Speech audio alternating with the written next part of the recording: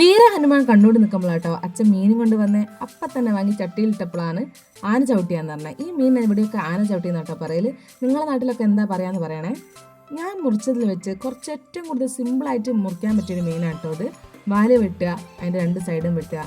അധികം ശക്തി കൊടുക്കാണ്ട് നമുക്ക് വേഗം എളുപ്പത്തിൽ മുറിച്ചെടുക്കാൻ പറ്റും കേട്ടോ.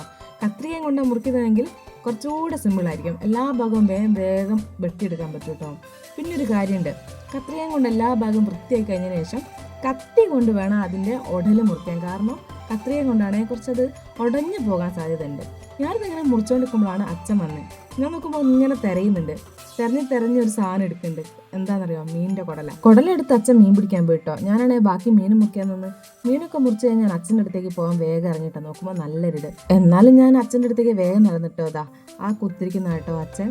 പോയി നോക്കും എൻ്റെ മക്കൾ.